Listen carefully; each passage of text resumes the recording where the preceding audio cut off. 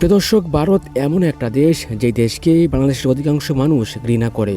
অবশ্য ঘৃণা করার অনেক কারণ রয়েছে।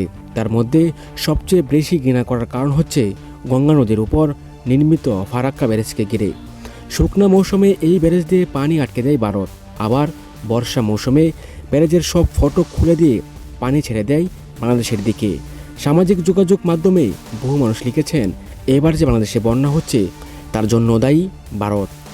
দর্শক, আওয়ামী লীগের আমলে বাংলাদেশের পানি মন্ত্রণালয়ের পক্ষ থেকে বলা হতো বাংলাদেশের বন্যার জন্য দায়ী অতিরিক্ত বৃষ্টিপাত। কেউ কেউ আবার এমনও বলেছেন, বৃষ্টির পানি ফারাক্কা ব্যারেজে আটকে রেখে ভারত কেন নিজের ক্ষতি করবে।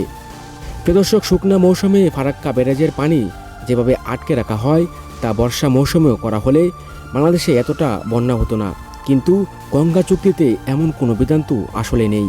চুক্তিতে শুকনা মৌসুমের অল্প পানি ন্যায়সঙ্গতভাবে ভাগাভাগি করার ব্যবস্থা বাংলাদেশ ভারত করেছে, কিন্তু বর্ষা মৌসুমে বেশির পানির বোঝা দুই দেশ ন্যায়সঙ্গতভাবে বহন করবে এমন কোনো বিধান নেই গঙ্গা চুক্তিতে। দর্শক, সমস্যা রয়েছে বাংলাদেশ ভারতের চুক্তিগুলিতে। 1976 সাল থেকে 1996 সাল পর্যন্ত যতগুলো চুক্তি হয়েছে তাতে দুই দেশের মধ্যে বছরে মাত্র 5 মাস অর্থাৎ জানুয়ারি থেকে মে মাস পর্যন্ত পানি ভাগাভাগির কথা বলা হয়েছে। বর্ষা মৌসুমে পানি অতিকায় প্রকল্পের মাধ্যমে ধরে রেখে বন্যার প্রকোপ কমানো এবং তা শুকনা মৌসুমে ব্যবহার করার চিন্তাও এসব চুক্তিতে রয়েছে।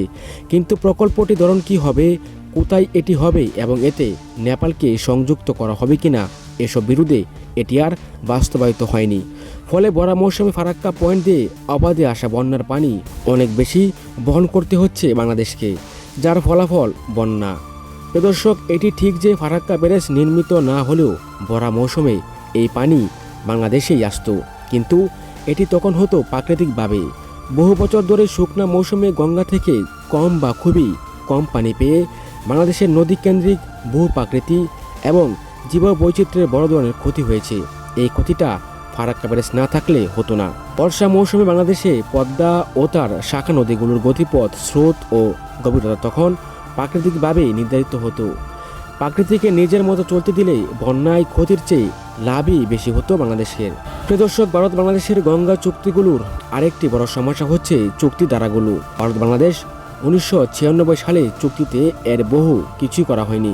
এতে নেপালকে রাখা হয়নি, এমনকি উত্তরপ্রদেশ এবং বিহারে গঙ্গার পানি ব্যবহার সম্মানিত করা হয়নি। এসব রাজ্য ও পশ্চিমবঙ্গে গঙ্গার পানি একতরফা ব্যবহারের পর লেজের অংশে থাকা অবশিষ্ট পানি ভাগাভাগি করার ব্যবস্থা করা হয়েছে। এই পানি বাংলাদেশের চাহিদার তুলনায় অনেক কম।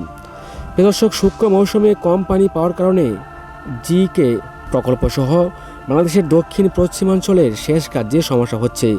প্রাণীর বৈচিত্র্য ক্ষতিগ্রস্ত হয়েছে এবং নিম্ন সমুদ্রে লবণাক্ত পানি আরও ভেতরে ঢুকে নানা বিপর্যয় সৃষ্টি করেছে। দর্শক, কয়েক দশক যাবৎ বাংলাদেশ চিন্তা করেছে এই ক্ষতি এড়াতে নিজেরাই একটি গঙ্গা ব্যারেজ নির্মাণ করবে কিনা, এবং এর ফিজিবিলিটি স্টাডিও সম্পূর্ণ হয়েছে অনেক বছর আগেই। এরপরেই ভারতের সচিব এসে বলেছেন, এই প্রকল্পের ক্ষেত্রে দুটি বিষয় দেখতে হবে। এক, এই প্রকল্পে ভারত যেন কোনো ক্ষতি না হয়। নাম্বার 2, প্রকল্পে কোনো লাভ হলে তার অংশীদারও ভারতকে করা যায় কিনা। দর্শক, এসব বিষয়ে রাজি হয়ে বাংলাদেশও সব কিছু খতিয়ে দেখার জন্য নতুন একটি যৌথ স্টাডি কমিটি করতে সম্মত হয়েছে।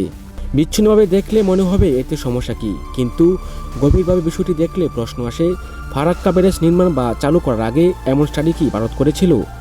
এবং এই প্রকল্পের বিরুদ্ধে তৎকালীন পাকিস্তান সরকার, পরে বাংলাদেশ সরকার জাতিসংঘে নালিশ করার পরও ভারত তার সিদ্ধান্তগুলো থেকে একটু থেমেছিল না। তারা জানেন কীভাবে নানা অজুহাতে তিস্তা সহ বড় ধরনের 8টি অভিন্ন নদীর পানি ভাগাভাগির নামে গত 34 বছর ধরে ঝুলিয়ে রেখেছে ভারত। এই ইতিহাস যারা জানে তাদের মনে প্রশ্ন আসাই স্বাভাবিক। প্রিয় দর্শক, একইভাবে বন্যার জন্য ভারত দায়ী শুনলে এমন অতিশয় শক্তি দেশের মানুষের থাকতেই পারে, কারণ নদীর পানি বাড়লে বা কমলে তার প্রভাব পড়ে মানুষের জীবন দ্বারায়। অথচ আওয়ামী লীগের আমলে শেখ হাসিনা ভারতের সঙ্গে এই গঙ্গা চুক্তি নিয়ে কিছুই করেনি। প্রিয় দর্শক, আজকে এ পর্যন্তই।